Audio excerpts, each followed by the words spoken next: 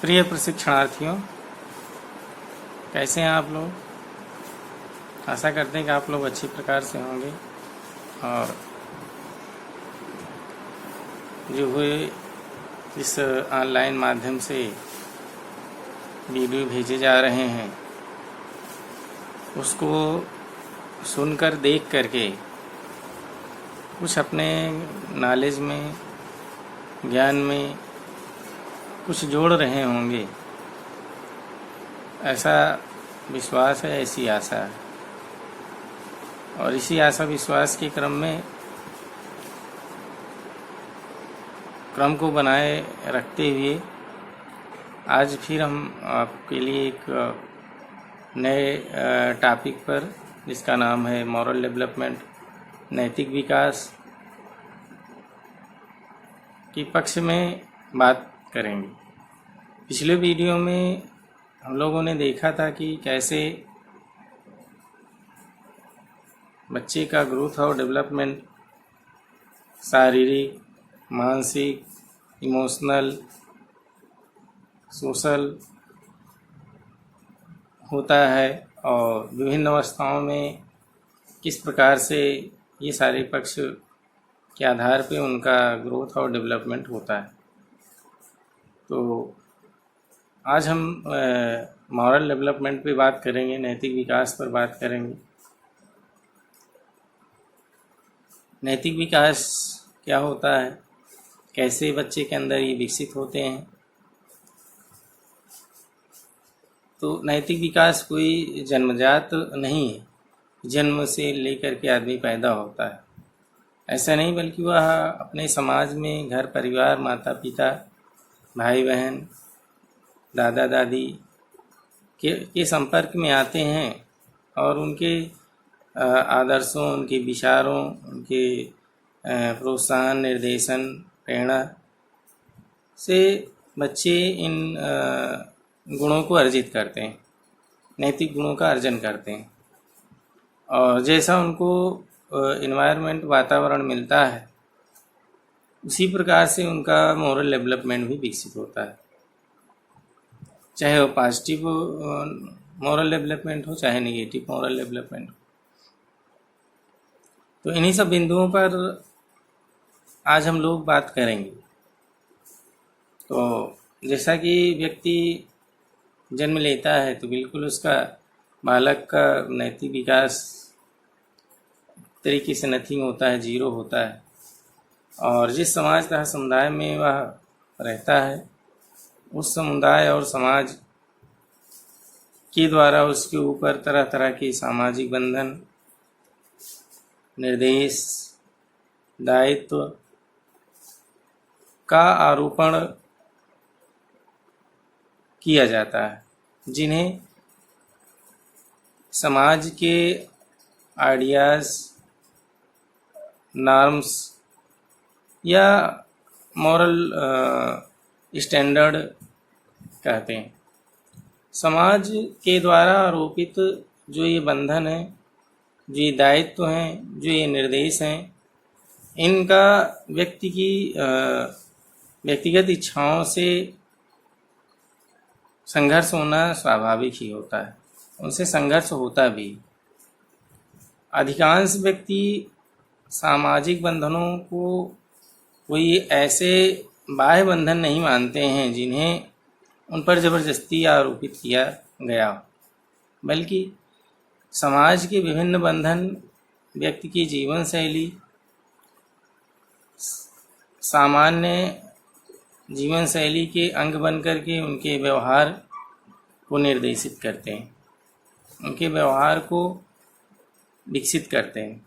वास्तव में ये जो सामाजिक बंधन हैं वो प्रारंभ में व्यक्ति को बाह्य प्रतीत होते हैं, अलग से प्रतीत होते हैं, लेकिन जैसे जैसे वह इनका पालन करता है, इनके अनुकरण करता है, वैसे वैसे वह इसको एक अपने जीवन का एक अंग बना लेता है।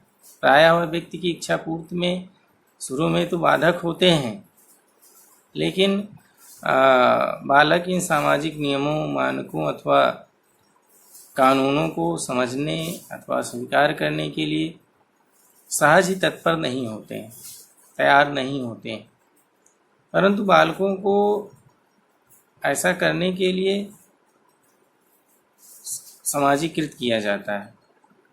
समाजीकरण की वह प्रक्रिया जिसके द्वारा व्यक्ति समाज में प्रचलित आचरण के नैतिक मानदंडों को अपने में समाहित करता है तथा सीखता है कि व्यक्तिगत इच्छाओं तथा सामाजिक दायित्वों के संघर्ष को किस प्रकार से नियंत्रित किया जाए। ये नैतिक विकास कहलाता है, यह नैतिक विकास कहा जाता है। फिर से एक बार सुन लीजिए। समाजीकरण की वह प्रक्रिया है जिसके द्वारा व्यक्ति समाज में प्रचलित आचरण के नैतिक मानदंडों को अपने में समाहित करता है तथा सीखता है कि व्यक्तिगत इच्छाओं तथा सामाजिक दायित्वों के संघर्षों को इस प्रकार से नियंत्रित किया जाए। यही नैतिक विकास कहलाता है। अब जीन पियाजे के अनुसार अगर हम देखें तो इन्होंने नैतिक विकास पर बातें बताई हैं। तो जीन पियाजे के अनुसार नैतिक विकास न्याय के परिपक्व तथा स्वतः स्फूर्त ऑटोनॉमस प्रत्ययों की प्राप्ति है। सामाजिक तथा बौद्धिक विकास का नैतिक विकास से तरीके से घनिष्ठ संबंध है। सामाजिक तथा बौद्धिक विकास की विभिन्न अवस्थाओं में बालक भिन्न भिन्न तरह से सोचने समझने लगता है। इसलिए विकास की भिन्न भिन्न अवस्थाओं जो अवस्थाएं हैं उन भिन्न भिन्न अवस्थाओं में बालक भिन्न भिन्न ढंग से सोचते हैं समझते हैं। इसलिए विकास की भिन्न भिन्न अवस्थाओं में जो सामाजिक नियम है, कानून है, प्रचलन है, उनकी समझ भी प्रायः अलग अलग होती है, भिन्न भिन्न होती है। बालक अपने को सतत क्रियाशील बनाए रखने के लिए या क्रियाशील प्रयासों के द्वारा बाह्य जगत को समझते हैं, समझने का प्रयास करते हैं तथा अपने सामाजिक अनुभवों को, नैतिक मूल्यों को नैतिक निर्णय के रूप में संगठित करने के लिए प्रयासरत रहते हैं, प्रयास करते हैं, प्रयास करता रहता है। यही कारण है कि सामाजिक तथा बौद्धिक विकास के विभिन्न जो स्तर हैं उन स्तरों पर बालकों के नैतिक मूल्यों तथा निर्णयों का संगठन भिन्न भिन्न होता है, अलग अलग होता है। जैसे जैसे बालकों का बौद्धिक विकास होता जाता है वैसे वैसे उनके नैतिक मूल्यों, नैतिक निर्णयों में परिवर्तन आता जाता है। बालकों में होने वाले नैतिक विकास के संबंध में दो मनोवैज्ञानिक, जिनका नाम है जीन पियाजे और दूसरे हैं कोहलबर्ग, ने अपने अपने सिद्धांत प्रस्तुत किए हैं। इन सिद्धांतों की चर्चा करना यहाँ पे न्याय संगत है, तर्क संगत है। तो हम एक एक करके इन दोनों सिद्धांतों अर्थात जीन पियाजे और कोहलबर्ग ने नैतिक विकास के संबंध में जो बातें बताई हैं उसको हम आपके समक्ष रख रहे हैं।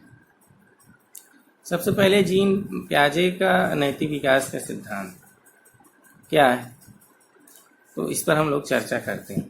तो आइए हम लोग उसको देखते हैं।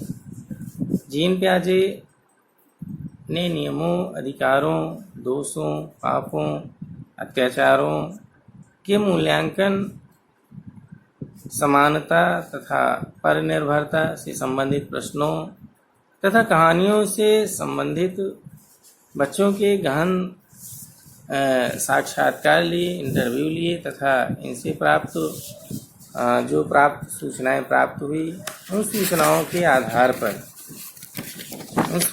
आधार पर उसका इन्होंने विश्लेषण किया, एनालिसिस किया और उसका एनालिसिस करके बालकों के नैतिक विकास का अध्ययन किया। और उनके अनुसार नैतिक विकास के 3 मुख्य स्तर हैं। कौन कौन 3 मुख्य स्तर हैं?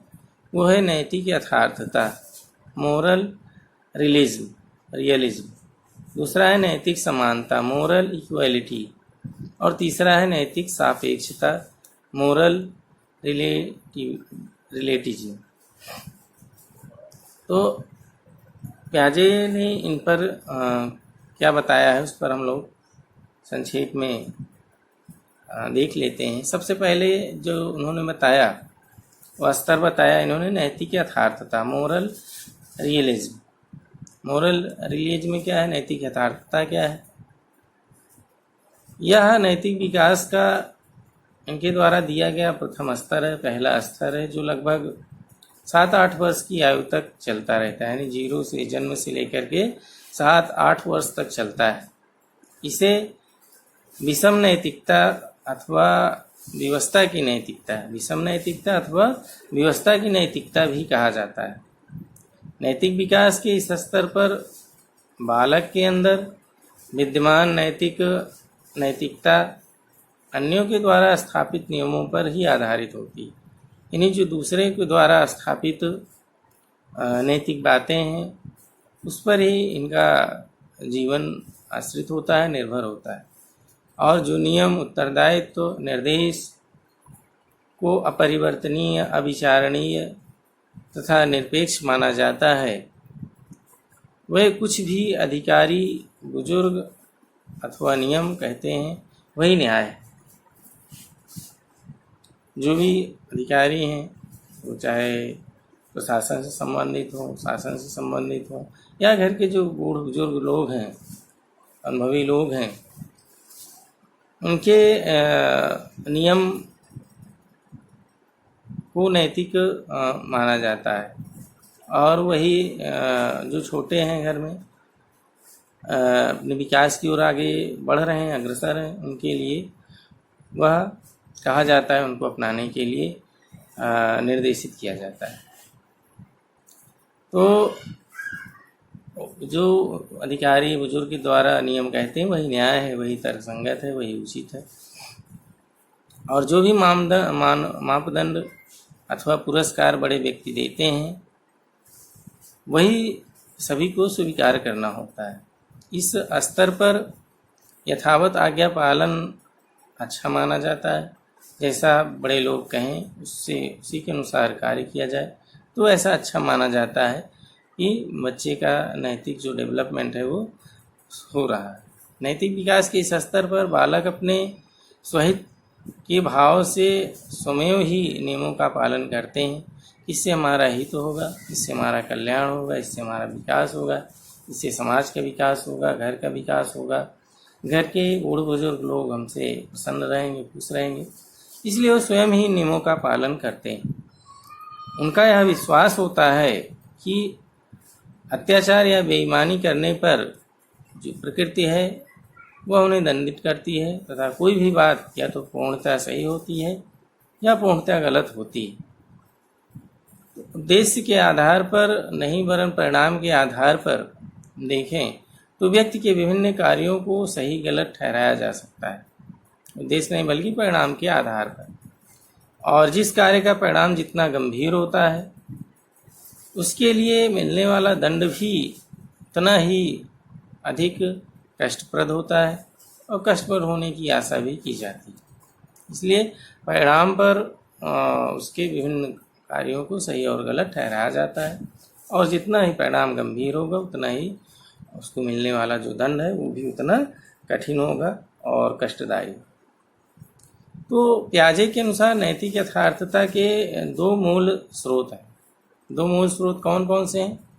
फर्स्ट है बालकों की बौद्धिक संरचना। पहले क्या है? बालकों की बौद्धिक संरचना और दूसरा है उनका स्वयं का अनुभव। दो चीज़ें, दो मूल तत्व इसमें हैं, बौद्धिक संरचना तथा बालक का स्वयं का अनुभव दूसरा है।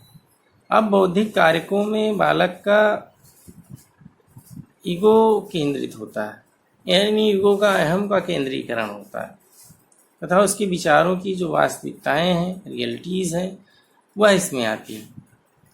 और अहम केंद्रीकरण से तात्पर्य है कि बालक इस मान्यता से है या ऐसा उसका मानना होता है कि सभी व्यक्तियों के घटना के संबंध में ठीक वही विचार हैं जो कि उसके अपने।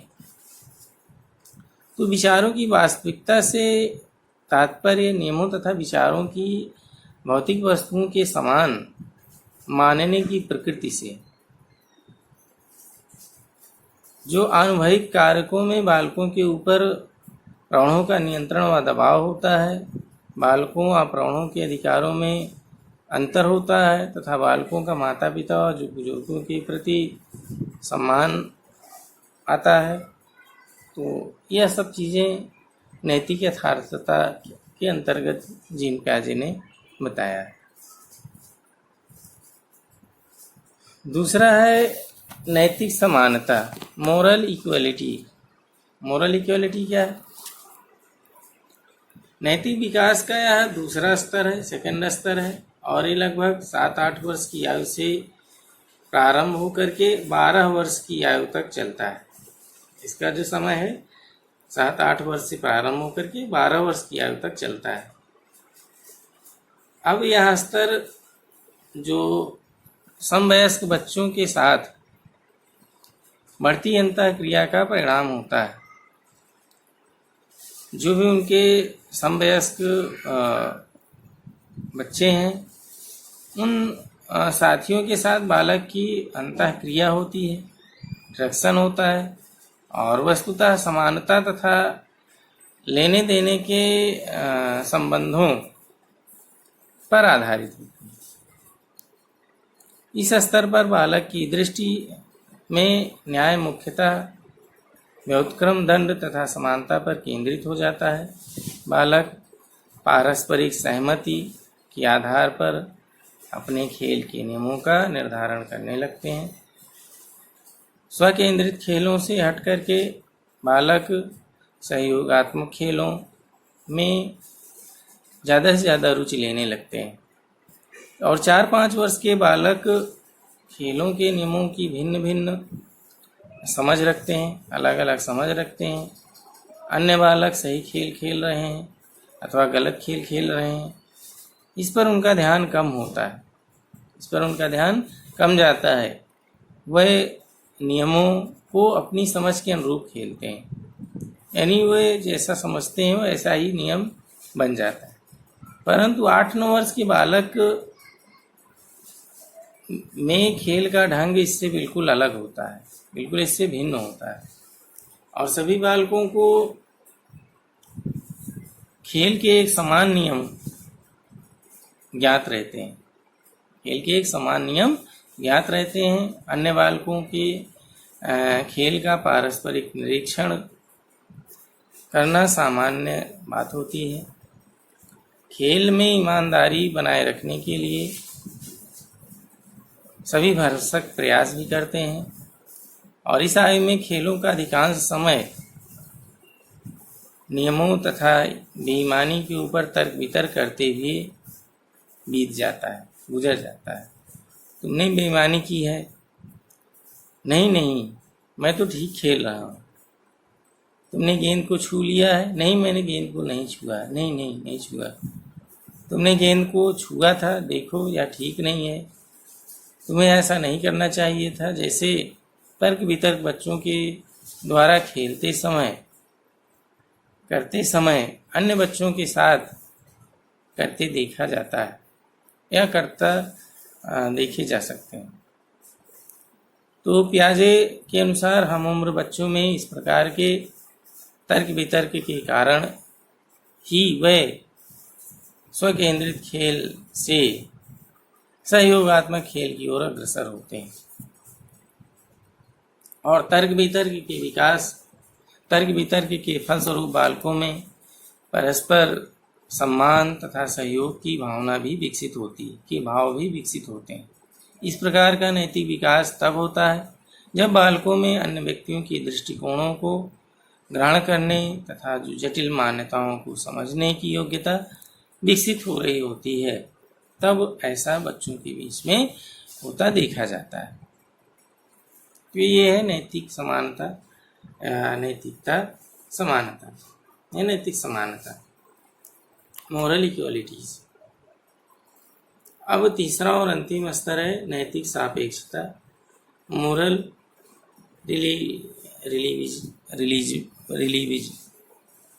अर्थात नैतिक विकास का यह स्तर देखें तो सर्वाधिक विकसित स्तर जीन पियाजे ने इसको बताया है, और पियाजे ने इसे मुख्यतः नैतिकता अथवा सहयोगात्मक नैतिकता के नाम से भी संबोधित किया है। यह स्तर लगभग 12 वर्ष की आयु से प्रारंभ हो जाता है। इस स्तर पर न्याय की संकल्पना मुख्यतः समानता पर आधारित होती है तथा वितरित न्याय की समानता, वितरित किए गए न्याय की समानता का प्रत्यय प्रबल हो जाता है। नैतिकता को पारस्परिक सम्मान पर आधारित स्वीकार किया गया है। बाह्य दबाव के अभाव में भी न्याय के आदर्शों का अनुसरण किया जाता है। इस स्तर पर परिस्थितियों, उद्देश्यों तथा मनोभावों के नैतिक निर्णय देते समय विशेष रूप से ध्यान रखा जाता है कि नियमों को सामाजिक अनुक्रिया तथा आम सहमति के आधार पर निर्मित माना जाता है तथा ये नियम आवश्यकता अनुसार परिवर्तनीय होते हैं। इस स्तर पर बालक तथा किशोर नैतिक निर्णयों के संबंध में अपने स्वयं के नियम बनाना शुरू कर देते हैं। वो स्वयं नियम बनाने लगते हैं। तो इस तरह से जो ऊपर बातें जीन पियाजे ने बताई है, इन सब बातों से निष्कर्ष निकलता है या स्पष्ट होता है कि नैतिक यथार्थता स्तर पर बालकों में नियमों का अंधा अनुसरण करने की प्रवृत्ति होती है। नियमों का अंधा अनुकरण करते हैं, उसमें कोई तर्क वितर्क नहीं करते, उसको जैसा बताया जाता है, जैसा समझाया जाता है, जैसा करने का उनको निर्देश दिया जाता है, वह उसका ज्यों का त्यों पालन करते हैं। तो एक तरीके से अंधा अनुकरण नियमों का करने की प्रवृत्ति नैतिक यथार्थता के स्तर पर होती है। नैतिक समानता पर नियमों की व्याख्या करने की प्रवृत्ति होती है तथा नैतिक सापेक्षता स्तर पर कार्यों की व्याख्या करने की प्रवृत्ति होती है। दूसरे स्तर पर नियमों की व्याख्या की जाती है, वहाँ तीसरे स्तर पर कार्यों की व्याख्या करने की प्रवृत्ति होती है। पियाजे के अनुसार सहयोग, पारस्परिक पर निर्भरता तथा विभिन्न दृष्टिकोणों के प्रति जागरूकता व्यक्ति के स्वतः नैतिकता के स्तर तक पहुंचने में सहायक सिद्ध होती है। नैतिक शिक्षा घरेलू जीवन तथा अन्य वातावरणीय कारकों के कारण उनके दृष्टिकोण तथा नैतिक विकास में अंतर आ जाता है। निरपेक्ष नियमों से रहित अंतःक्रिया वाले समूहों के बालकों में व्यक्तिगत समानता तथा समूह सार्वभौमिकता की भावना प्रोत्साहित होती है तथा नियमों के निर्माण में सहभागिता बढ़ती है। इस तरह से जीन पियाजे ने ये 3 स्तर बताया और नैतिक यथार्थता, नैतिक समानता और नैतिक सापेक्षता, जिस पर कि इन्होंने बातें बताई, इनके द्वारा बताई गई बातों को हमने आपके समक्ष रखा। तो नैतिक सापेक्षता जन्म से प्रारंभ होकर के 7-8 वर्ष तक चलती है। नैतिक समानता 7-8 वर्ष से प्रारंभ होकर के 12 वर्ष तक चलती है और नैतिक सापेक्षता 12 वर्ष से प्रारंभ होकर के यह आगे जीवन पर्यंत तक चलती रहती है। इसका जो मैक्सिमम एज है उसको इन्होंने अपने सिद्धांत में नहीं रखा है। तो अब हम लोग इसी समय एक नैतिक विकास पर एक और मनोवैज्ञानिक है जिनका नाम है कोहलबर्ग, इनके नैतिक विकास के संबंध को भी हम लोग देख लेते हैं और इस पर भी चर्चा करते हैं। तो कोहलबर्ग के नैतिक विकास का जो सिद्धांत है वह काफ़ी महत्वपूर्ण है। बहुत सारे प्रश्न भी इससे बनते हैं। तो लॉरेंस कोहलबर्ग ने पियाजे के द्वारा प्रस्तुत नैतिक विकास से संबंधित विचारों को विस्तृत करके तार्किक चिंतन के 3 स्तरों, जिनमें से प्रत्येक के कुछ सोपान हैं, प्रत्येक स्तर के कुछ सोपान हैं, के रूप में नैतिक विकास के सिद्धांत को प्रस्तुत किया। नैतिक विकास के सिद्धांत को प्रस्तुत किया। 10 वर्ष से 16 वर्ष की आयु के बालकों के सम्मुख कहानियों के रूप में नैतिक दुविधाओं, मॉरल डिलेमनस को प्रस्तुत किया, नैतिक दुविधाओं को प्रस्तुत किया तथा इन दुविधाओं पर आधारित कुछ साक्षात्कार लिया, कुछ इंटरव्यू लिया। इन कहानियों में नियमों या बड़ों के निर्देश पालन से संबंधित अनेक नैतिक दुविधाएं प्रस्तुत की गई और इन साक्षात्कारों से प्राप्त सूचनाओं के विश्लेषण से कोहलबर्ग ने नैतिक विकास के सिद्धांत को प्रस्तुत किया और अपने सिद्धांत में इन्होंने 3 प्रमुख स्तर तथा 7 सोपान बताए। 3 प्रमुख स्तर और 7 सोपान बताए। इन तीनों स्तरों से संबंधित सोपानों में होने वाले जो नैतिक विकास हैं उसकी चर्चा हम लोग करते हैं। नैतिक विकास के स्तर तथा सोपान इन्होंने 3 बताए और 7 सोपान बताए। इसमें पहला जो स्तर है वो है पूर्व परंपरागत स्तर, प्री कन्वेंशनल लेवल, पूर्व परंपरागत स्तर। पूर्व परंपरागत स्तर में 3 उपस्तर हैं, जिसमें पहला है आत्म केंद्रित निर्णय, दंड तथा आज्ञा पालन के द्वारा लिया गया निर्णय, यांत्रिक सापेक्षता अभिमुखता, इंस्ट्रूमेंट रिलेविस्ट ओरिजिटेशन और पनिशमेंट एंड ओबीडियंस ओरिएंटेशन, और पहला ईगो सेंटर्ड जजमेंट। ये 3 इन्होंने पूर्व परंपरागत स्तर के बताया कि कुछ आत्म केंद्रित निर्णय होते हैं, दूसरा दंड और आज्ञा पालन के कारण जो निर्णय होते हैं, और तीसरा है नैतिक यांत्रिक सापेक्षिक अभिमुखता। दूसरा स्तर इन्होंने बताया परंपरागत स्तर, पहला पूर्व परंपरागत स्तर, दूसरा परंपरागत स्तर। इस परंपरागत स्तर के 2 स्तर की बात इन्होंने बताई। पहला है परस्पर एक रूप अभिमुखता, परस्पर एक रूप अभिमुखता, इंग्लिश में इसको इंटरपर्सनल कंसोर्डेंस ओरिएंटेशन। दूसरा है अधिकार संरक्षण अभिमुखता, अथॉरिटीज मीन ओरिएंटेशन, अधिकार संरक्षण अभिमुखता। ये 2 परंपरागत स्तर के आधार पर इन्होंने बताया, परस्पर एक रूप अभिमुखता और दूसरा अधिकार संरक्षण अभिमुखता। अब जो तीसरा स्तर है उसको इन्होंने उत्तर परंपरागत स्तर माना, प्री कन्वेंशनल लेवल, उत्तर परंपरागत, यानी पूर्व परंपरागत स्तर, दूसरा परंपरागत स्तर और तीसरा उत्तर परंपरागत स्तर।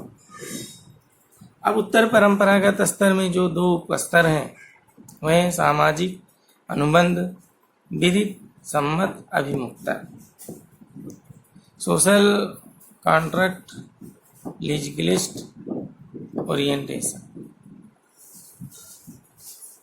दूसरा है अधिकार सार्वभौमिक नैतिक सिद्धांत अभिमुखता, यूनिवर्सल एथिक्स प्रिंसिपल ओरिएंटेशन। तो इस तरह से इन्होंने नैतिक विकास में 3 स्तर और 7 उपस्तर में विभाजित किया। तो हम लोग एक एक करके इसको देख लेंगे कि इन्होंने इसमें क्या क्या बातें बताई। चलिए आइए लगे हाथ उसको भी देख लेते हैं। पूर्व परंपरागत स्तर प्री कन्वेंशनल लेवल, इस स्तर पे क्या होता है? पूर्व परंपरागत स्तर पे, इस स्तर पर बालक अपनी आवश्यकताओं के संदर्भ में चिंतन करते हैं, यानी जो उनकी आवश्यकता है उसके संदर्भ में सोचते हैं, विचारते हैं, चिंतन करते हैं। नैतिक दुविधाओं से युक्त प्रश्नों पर उनके उत्तर प्रायः उनको होने वाले लाभ या हानि पर आधारित होते हैं, उनके हानि और लाभ पर आधारित होते हैं। और नैतिक कार्य अच्छे या बुरे कार्यों में निहित होते हैं। ऐसा नहीं कि नैतिक है तो सब अच्छा ही कार्य हो, उसमें कुछ बुरे कार्य भी होते हैं। इन दोनों होते हैं, अच्छा भी होता है बुरा भी, न कि अच्छे या बुरे व्यक्तियों में, है ना। सामाजिक व सांस्कृतिक नियमों जैसे अच्छा या बुरा, सही गलत आदि की व्याख्या में मिलने वाले दंड, पुरस्कार अथवा नियमों का समर्थन करने वाले व्यक्तियों की शारीरिक सामर्थ्य अथवा होने वाले स्थूल परिणामों से आंकी जाती है, स्थूल परिणामों से आंकी जाती है।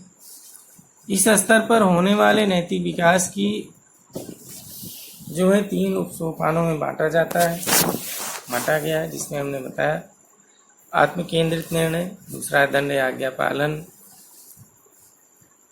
ओरिएंटेशन, और तीसरा यांत्रिक सापेक्षिक अभिमुखता इंस्ट्रूमेंट बेस्ड ओरिएंटेशन। सबसे पहला है आत्म केंद्रित निर्णय। आत्म केंद्रित निर्णय क्या है? इसमें क्या होता है कि जो निर्णय होते हैं वह आत्म केंद्रित होते हैं और जैसा वह उचित समझता है, जैसा उसका अच्छा लगता है, जैसे उसकी रुचि होती है वो वैसा ही करता है, किसी की सुनता है वह किसी की बात को सुनता नहीं है।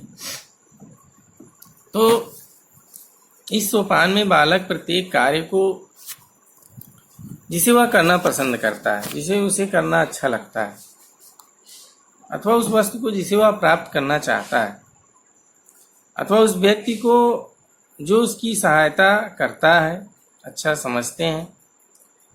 इसके विपरीत कोई भी ऐसा कार्य, वस्तु या व्यक्ति जिसे वह नापसंद करते हैं, जिसे वह प्राप्त करना नहीं चाहते हैं, अथवा व्यक्ति जो उन्हें हानि पहुंचाता है, उसे वह खराब समझते हैं, बुरा समझते हैं। इस स्तर पर बालकों में अपनी इच्छा अनिच्छा अथवा पसंद नापसंद से अलग हट करके नियमों अथवा दायित्वों पर कोई विचार नहीं होता है। यानी उनको जो अच्छा लगेगा वो अच्छा है, जो उनको खराब लगेगा वो खराब। इसमें कोई नियम अथवा दायित्व उन पर कोई विचार नहीं होता है। ठीक, ये है आत्म केंद्रित निर्णय। दूसरा है दंड तथा आज्ञा पालन अभिमुखता। इस सोपान में बालक बड़े व्यक्तियों अथवा अधिकार संपन्न व्यक्तियों के द्वारा दिए जाने वाले दंड से बचने के प्रति चिंतित रहते हैं। वह नियमों तथा उनको तोड़ने से होने वाले दुष्परिणामों को समझते हैं। किसी कार्य के करने पर होने वाले स्थूल परिणाम उस कार्य को अच्छा बुरा निर्धारित करते हैं। अधिकार अथवा शक्ति ही कार्य को उचित तथा अनुचित ठहराती है, उचित और अनुचित ठहराती है। तो ये तो आज्ञा पालन अभिमुखता की बात हो गई कि इसमें बच्चे के अंदर आज्ञा पालन की बात होती है। जैसे भी उसको अनुभवी बड़े व्यक्ति जानकार लोग उससे कहते हैं वैसा उसी के अनुसार वो करता है। चाहे वो भय के बल पे ही क्यों ना, है ना, भयभीत रहता है तब भी वह करता है। तीसरा है आंतरिक सापेक्षता अभिमुखता। नैतिक विकास के इस स्तर में, इस सोपान में बालक अपनी आवश्यकताओं की पूर्ति तभी करना चाहता है जब वह उसकी पूर्ति कर सकने के समर्थ हो जाते हैं। जब वह उसकी पूर्ति करने के क्या हो जाते हैं, समर्थ हो जाते हैं, तो वह स्वलाभ से प्रोत्साहित होते हैं तथा इस बात को समझते हैं कि संबंध स्थूल पर निर्भरता से बनते हैं, न कि सभी के प्रति निष्ठा, न्याय अथवा समर्पण के भाव से। वे मानते हैं कि प्रत्येक व्यक्ति को स्वयं को देखना होता है तथा कोई भी व्यक्ति केवल उन व्यक्तियों के प्रति उत्तरदायी होता है जो उसकी सहायता करते हैं। जो उसकी सहायता करते हैं वह उसी के प्रति उत्तरदायी होता है।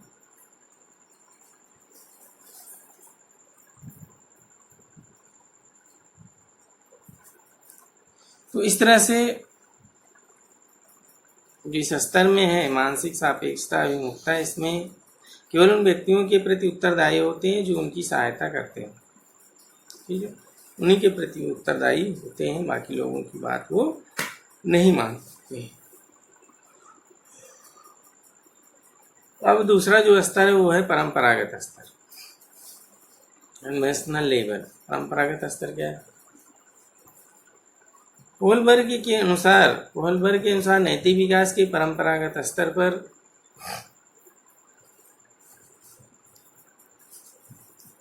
नैतिक मूल्य अच्छे या बुरे कार्यों को करने में निहित रहते हैं।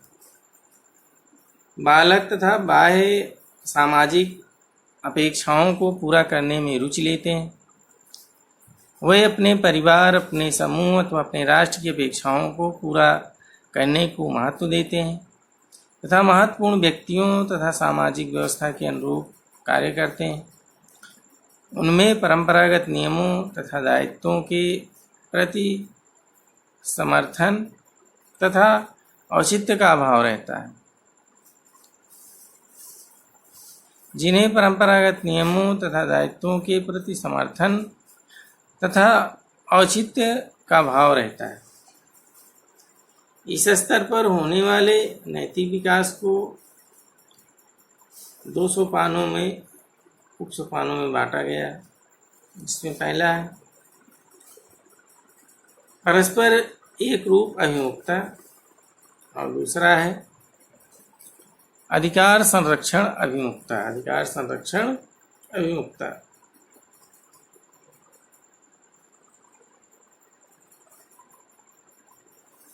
तो इस तरह से जो पहला स्तर है वो परस्पर एक रूप अभिमुखता है, इंटरपर्सनल कनकॉर्डेंस ओरिएंटेशन। इस सोपान में बालक अच्छा बन करके अन्य व्यक्तियों से प्रशंसा प्राप्त करना चाहता है। वह अच्छे बालक तथा अच्छी बालिका जैसे व्यवहार करने में रुचि लेते हैं, अच्छा बनना चाहते हैं जिससे समाज उनकी प्रशंसा करे। जो कुछ अन्यों को अच्छा लगे अथवा अन्यों की सहायता करे अथवा अन्यों के द्वारा स्वीकृत हो वही अच्छा है, वही सबसे उत्तम। बालक दूसरे व्यक्तियों के भावों, इरादों का ध्यान रखते हुए आवश्यकता के प्रति सजग रहते हैं और इस सोपान पर सहयोग को सर्वोत्तम आचरण के रूप में स्वीकार किया जाता है। ठीक है, सहयोग को यहाँ पे सर्वाधिक महत्वपूर्ण एक तरीके से उदाहरण के रूप में प्रस्तुत किया गया। दूसरा अधिकार संरक्षण अभिमुखता। अधिकार संरक्षण अभिमुखता, इसमें क्या होता है?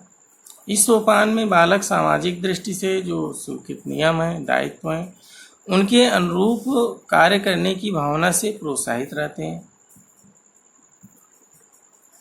वह सर्वहित दृष्टि से विद्यमान सार्वजनिक व्यवस्था को बनाए रखते हैं। वह समझते हैं कि समाज में एक व्यापक सामाजिक प्रणाली है। वे जो वह जो उसमें रहने वाले व्यक्तियों के व्यवहारों को नियंत्रित करती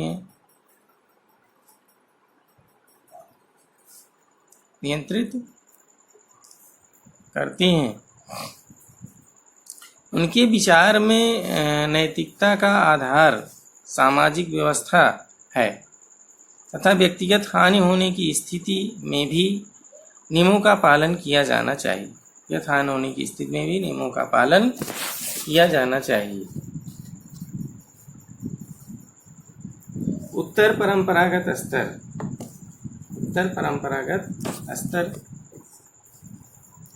ये क्या है? Post conventional level. उत्तर परंपरागत स्तर क्या है? नैतिक विकास के इस तृतीय तथा सर्वोच्च स्तर पर बालक उन नैतिक मूल्यों तथा नैतिक सिद्धांतों को परिभाषित करने से स्पष्ट प्रयास करने लगते हैं जिनकी सामाजिक दृष्टि से वैधता तथा उपयोगिता होती है तथा जो परंपरागत मूल्यों, नियमों, सिद्धांतों से भिन्न हो सकते हैं। उनमें स्वनिर्धारित नैतिक सिद्धांतों के प्रति निष्ठा तथा अनुकरण करने की भावना होती है। नैतिक मूल्य वस्तुतः उभयनिष्ठ मापदंडों, अधिकारों, कर्तव्यों की पूर्ति में निहित माने जाते हैं। इस स्तर पर होने वाले नैतिक विकास को निम्नलिखित 2 सोपानों में बांटा जा सकता है। पहला है सामाजिक अनुबंध, मेरी सम्मत अभिमुखता, सोशल कॉन्ट्रैक्ट, लेजिस्लिस्ट ओरिएंटेशन। इस सोपान के अंतर्गत उचित कार्यों को आलोचनात्मक ढंग से परख करके समस्त समुदाय के द्वारा स्वीकृत किए गए सामान्य व्यक्तिगत अधिकारों, मापदंडों के रूप में परिभाषित करने की प्रवृत्ति यहाँ पे आ जाती है। व्यक्तिगत मूल्यों तथा विचारों के सापेक्षवाद के प्रति जागरूकता के फलस्वरूप आम सहमति पर पहुँचने के लिए कार्यरत नियमों पर बल दिया जाने लगता है। समाज की आम सहमति क्या है के अलावा नियमों को सामाजिक उपयोगिता के तार्किक विमर्श के आधार पर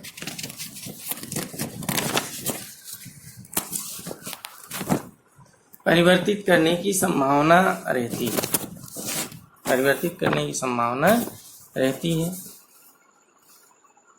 विधि सम्मत नियमों की अतिरिक्त स्वतंत्र स्वीकारोक्ति या समर्पण भाव व्यक्ति को अपने दायित्वों का पालन करने के लिए प्रेरित करता है। दूसरा है सार्वभौमिक नैतिक सिद्धांत अभिमुखता, यूनिवर्सल एथिकल प्रिंसिपल्स ओरिएंटेशन।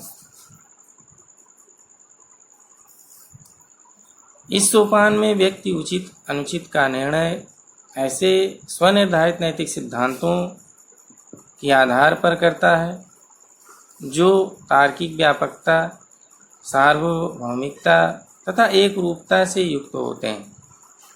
ये सिद्धांत अमूर्त तथा नैतिक बोध से युक्त होते हैं। वह न्याय के सर्वमान्य प्राकृतिक सिद्धांत होने के साथ साथ मानव अधिकारों की समानता, परस्परता तथा मानव जाति के प्रति सम्मान की भावना से युक्त होते हैं। कोलबर्ग के द्वारा प्रस्तुत उपरोक्त वर्णित नैतिक विकास के विभिन्न स्तरों तथा सोपानों के अवलोकन से स्पष्ट है कि ये तीनों स्तर तथा ये 7 सोपान क्रमशः नैतिक निर्णय लेने की बढ़ती योग्यता तथा दृष्टिकोणों की बढ़ती व्यापकता तथा अमूर्तता को इंगित करते हैं। प्रथम स्तर पर बालक आत्म केंद्रित होते हैं। क्योंकि वे स्वहित की दृष्टि से ही नैतिक व्यवहार करते हैं तथा दंड से बचना चाहते हैं। इसके विपरीत तृतीय स्तर में व्यक्ति बाह्य केंद्रित हो जाते हैं तथा वह निष्पक्ष भाव से अन्य व्यक्तियों के संबंध में विचार करने की योग्यता विकसित कर लेते हैं।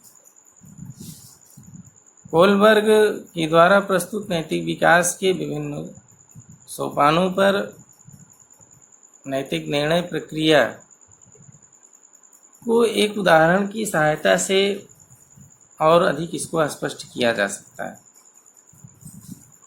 मान लीजिए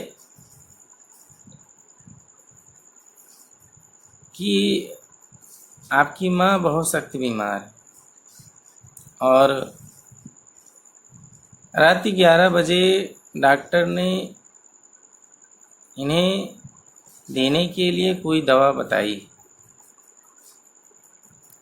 आप बाजार में दवा खरीदने जाते हैं परंतु सभी दुकानें बंद हैं। डॉक्टर का कहना है कि दवा तुरंत चाहिए, अगर तुरंत दवा नहीं मिलेगी तो आपकी माँ का निधन हो सकता है, आपकी माँ नहीं बच सकती। ऐसी स्थिति में क्या आप अपने किसी मित्र को जो शहर में कहीं दूर रहता है की दुकान का ताला तोड़कर दवा लाना चाहेंगे? कारण सहित बताइए। मान लीजिए कि एक उदाहरण, अब कोलबर्ग के नैतिक विकास के विभिन्न स्तरों तथा सोपानों में नैतिक तर्क के कारण विभिन्न सोपानों में उपरोक्त प्रश्न पर बालक के द्वारा भिन्न भिन्न उत्तर अपेक्षित होंगे, जिन्हें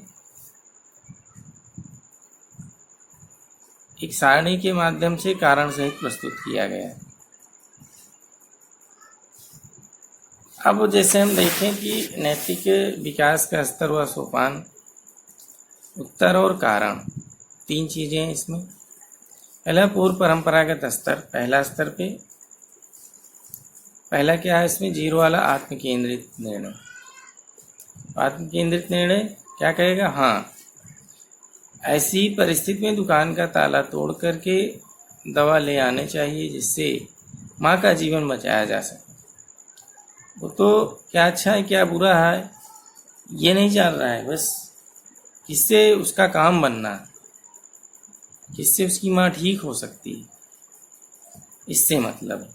इसलिए वह हाँ ताला तोड़ करके दवा को लाना चाहिए, क्योंकि वो आत्म केंद्रित निर्णय है। दूसरा, दंड तथा आज्ञा पालन अभिमुखता में क्या कहेगा? नहीं लाना चाहिए, क्योंकि इससे उसे चोरी का इल्जाम लगेगा, लोग उसे कानून से दंडित करेगा, लोग उसे भला बुरा कहेंगे, मारेंगे, पीटेंगे। तो इसी स्थिति में कहा नहीं, दवा नहीं लाएंगे, ये गलत है। किसी भी परिस्थिति में दूसरे दुकान का ताला तोड़ना सही नहीं है, गलत है, नहीं चाहिए ऐसा, क्योंकि ऐसा करने से पुलिस दंड दे सकती है, वह व्यक्ति उससे लड़ाई झगड़ा कर सकता है, मारपीट कर सकता है, इसलिए वह इस नहीं कहे। तीसरा है यांत्रिक सापेक्षिक अभिमुखता, इसमें वहाँ कहेगा, क्योंकि कारण क्या है, ऐसी परिस्थिति में दुकान का ताला तोड़कर दवा ले आना चाहिए, क्योंकि माँ का जीवन ज़्यादा जरूरी है, चोरी से अधिक जरूरी माँ का जीवन है, माँ को बचाना। अब जो दूसरा स्तर है परंपरागत स्तर, परंपरागत स्तर में परस्पर एक रूप अभिमुखता में नहीं, ऐसा नहीं करना चाहिए। किसी भी परिस्थिति में दूसरे की दुकान का ताला नहीं तोड़ना चाहिए, ऐसा गलत व्यक्ति ही करते हैं, अच्छे व्यक्ति ऐसा नहीं करते हैं। अगला है अधिकार संरक्षण अभिमुखता। अधिकार संरक्षण अभिमुखता में भी नहीं कहेगा बच्चा, क्योंकि किसी भी परिस्थिति में दूसरे की दुकान का ताला नहीं तोड़ना चाहिए, ऐसा करना सामाजिक प्रणाली के विरुद्ध होगा। हमें व्यक्तिगत हानि सहन करनी चाहिए, इसलिए ऐसा नहीं करना चाहिए। अब जो तीसरा स्तर है उत्तर परंपरागत स्तर, इस स्तर पे जो पहला है सामाजिक अनुबंध विधि सम्मत अभिमुखता, इसमें उत्तर होगा हाँ। सामाजिक नियम एक दूसरे के लाभ के लिए बनाए जाते हैं। अगर वो लाभ हो रहा है तो जो नियम है उसको तोड़े भी जा सकते हैं। इसलिए ऐसी परिस्थिति की तात्कालिक आवश्यकता को देखते हुए दुकान का ताला तोड़कर दवा ले आना चाहिए। दूसरा जो है वो सार्वभौमिक नैतिक सिद्धांत अभिमुखता, इसमें हाँ ऐसा करना चाहिए। किसी भी मानव जीवन को बचाना अधिक जरूरी है, इसलिए ऐसी संकटकालीन परिस्थिति में मित्र की दुकान का ताला तोड़कर दवा लानी चाहिए। तो पियाजे के द्वारा प्रस्तुत बौद्धिक विकास के स्तरों व नैतिक विकास के सोपानों तथा कोहलबर्ग के द्वारा प्रस्तुत नैतिक विकास के सोपानों में परस्पर कुछ न कुछ संबंध प्रतीत होता है। क्या संबंध है उसको भी हम लोग देख लेते हैं। पियाजे के अनुसार बौद्धिक विकास के सोपान और पियाजे के अनुसार नैतिक विकास के सिद्धांत और कोहलबर्ग के अनुसार नैतिक विकास के सिद्धांत, इन पियाजे ने बौद्धिक विकास के सिद्धांत में बताया जिसे कॉग्निटिव थ्योरी कहते हैं। इसमें इन्होंने 4 अवस्था बताया, संवेदी गामक अवस्था, पूर्व संक्रिया की अवस्था, मूर्त संक्रिया की अवस्था और औपचारिक संक्रिया की अवस्था, जैसा कि इस पर हमने बात की थी एक दिन वीडियो, तो यहाँ पे विस्तार से बताने की कोई आवश्यकता नहीं। दूसरा, पियाजे के अनुसार नैतिक विकास के सोपान 3 सोपान इन्होंने बताए।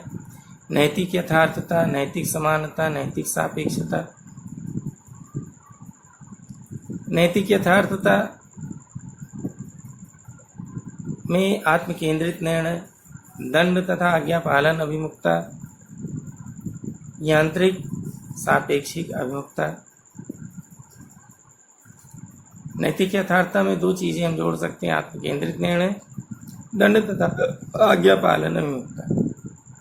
जब बच्चा प्रारंभ में छोटा होता है तो उसके जो निर्णय होते हैं आत्म केंद्रित होते हैं, जो उसको अच्छा लगेगा, जिससे उसकी इच्छा पूर्ति होगी, वही अच्छा है। और जब बड़ा होता है तो उसकी जो भाव है बदल जाते हैं। नहीं, हर अच्छी लगने वाली चीज़ अच्छी नहीं होती, बल्कि वह उस पर कुछ दंड और भय के कारण नियंत्रण भी करता है। दूसरा है नैतिक समानता, इसमें यांत्रिक सापेक्षिक अभिमुखता आता है। तीसरा है नैतिक सापेक्षता, इसमें 4-6 चीजें आती हैं, परस्पर एक रूप अभिमुखता, अधिकार संरक्षण अभिमुखता, सामाजिक अनुबंध विधि सम्मत अभिमुखता और सार्वभौमिक नैतिक सिद्धांत अभिमुखता। तो ये सारी बातें इसमें आती हैं। तो ये सारी बातें हमने देखी। अब इसी समय हम नैतिक विकास को प्रभावित करने वाले कारक भी देख लेंगे। कौन से ऐसे कारक हैं जो नैतिक विकास को प्रभावित करते हैं। अब व्यक्ति के नैतिक विकास को प्रभावित करने के बहुत सारे कारण हैं, जिसमें जैविकीय कारण, सामाजिक आर्थिक पृष्ठभूमि, बौद्धिक कारण, बालक के नैतिक व्यवहार को मुख्य रूप से प्रभावित करते हैं। बालक के नैतिक व्यवहार को प्रभावित करने वाले कुछ जो कारक हैं कुछ इस प्रकार से हैं, इस पर हम चर्चा कर लेते हैं। पहला है स्वास्थ्य। जैविकीय कारकों के अंतर्गत स्वास्थ्य आता है, जो बालक के नैतिक व्यवहार को विशेष रूप से प्रभावित करता है। जन्म से लेकर के प्रौढ़ावस्था तक स्वास्थ्य व्यक्ति के दृष्टिकोणों, उसके आदर्शों पर अपना प्रभाव डालता है। शारीरिक दृष्टि से स्वस्थ व क्रियाशील बालक प्रायः वांछनीय व्यवहार को अधिक शीघ्रता से सीख लेते हैं। तो स्वस्थता व्यक्ति के नैतिक विकास पर अपना प्रभाव डालती है। पारिवारिक प्रभाव, परिवार नैतिक विकास को प्रभावित करने में काफ़ी महत्वपूर्ण भूमिका निभाता है और एक शक्तिशाली फैक्टर है। माता पिता और परिवार के अन्य सदस्यों के नैतिक विचारों तथा परिवार के में नैतिक अनुशासन व पारिवारिक स्नेह की कमी जैसे कारक बालक के नैतिक व्यवहार को प्रभावित करते हैं। समूह का प्रभाव, ग्रुप इन्फ्लुएंस, बालक अथवा व्यक्ति में नैतिक व्यवहार पर उसके समूह के नैतिक दृष्टिकोणों का भी प्रभाव पड़ता है। बालक के द्वारा किसी कार्य को उचित अथवा अनुचित मानना काफ़ी हद तक उसके समूह के साथियों के द्वारा नियंत्रित होता है। समूह जिस कार्य को करना उचित समझता है, व्यक्ति भी उसे करना उचित समझता है, भले वो उचित हो या अथवा अनुचित। धार्मिक प्रभाव, नैतिक विकास में धर्म भी एक महत्वपूर्ण भूमिका अदा करता है। लगभग सभी धर्म नैतिक मूल्यों के विकास पर बल देते हैं। बालक धर्म के प्रति जितना अधिक समर्पित होगा, जितना धर्म के प्रति उसका लगाव होगा, झुकाव होगा, उसका नैतिक विकास भी उतना ही अच्छा हो। ये माननी बात है, पक्की बात। तो ये कुछ प्रमुख कारक थे जो हमने आपके समक्ष रखा, जो बच्चे के मोरल डेवलपमेंट को इफेक्टिव करते हैं, प्रभावित करते हैं। अगर हम सारांशता देखें तो नैतिक विकास से तात्पर्य नैतिक मानदंडों को समाहित करना है, जिसमें व्यक्ति अपनी नैतिक मूल्यों के अनुरूप आचरण कर सके। जीन पियाजे कोहलबर्ग के द्वारा नैतिक विकास प्रक्रिया को कुछ स्तरों तथा सोपानों में वर्गीकृत करके स्पष्ट करने का प्रयास किया गया है। पियाजे के नैतिक विकास के 3 स्तर हैं: नैतिक यथार्थता, नैतिक सापेक्षता, समानता, नैतिक सापेक्षता। जबकि कोहलबर्ग के अनुसार पूर्व परंपरागत स्तर, परंपरागत स्तर और उत्तर परंपरागत स्तर नामक 3 स्तरों में नैतिक विकास को बांटा है। कोहलबर्ग के पूर्व परंपरागत स्तर को आत्मकेंद्रित निर्णय, दंड, आज्ञा पालन अभिमुखता तथा यांत्रिक सापेक्षिक अभिमुखता नामक 3 सोपानों में, परंपरागत स्तर को परस्पर एक रूप सामाजिक अनुबंध विधि अभिमुख सम्मुखता तथा सार्वभौमिक नैतिक सिद्धांत अभिमुखता नामक 2 सोपानों में बांटा है। नैतिक विकास के विभिन्न स्तरों पर व्यक्ति का नैतिक चिंतन एवं उसके पीछे नैतिक तर्क हैं वो भिन्न भिन्न होते हैं। स्वस्थ पारिवारिक स्थिति, प्रभाव, समूह प्रभाव, धर्म प्रभाव, जनसंचार, मानसिक क्षमता जैसे कारकों से नैतिक विकास की प्रक्रिया प्रभावित होती है। इस तरह से आज हमने मोरल डेवलपमेंट के एस्पेक्ट पक्ष के संदर्भ में हमने बातें जो भी थी, हमने सारी बातें आपके समक्ष रखा और हमें लगता है कि इसमें कोई बातें शायद ही छूट गई। हमने फिर भी कोशिश अपने पूरी अपने स्तर से हमने, जैसा कि हमारी योग्यता और क्षमता है, उस पूरी योग्यता और क्षमता के अनुसार हमने इसको बताया है, आपके समक्ष प्रस्तुत किया है। फिर भी आपको लगता है कुछ इसमें जानना अभी बाकी रह गया है, तो आप उसको न सुझाव दे सकते हैं, उस पर अपने विचार आप रख सकते हैं। आपके विचार, आपके सुझाव सादर आमंत्रित है। और अगर बातें अच्छी लगी हैं आपको, तो क्या बातें अच्छी लगी हैं उस पर भी अपने विचार, फीडबैक दे सकते हैं। तो आप सब इतने धैर्य से इतने समय तक इस वीडियो को देखा, सुना, समझा, इसके लिए आप सभी धन्यवाद की पात्र हैं। तो आज हम अपनी बात यहीं तक संपन्न करते हैं। अगले वीडियो में हम लोग नए टॉपिक के साथ फिर उपस्थित होंगे पुनः। तब तक के लिए आप सबसे नमस्कार।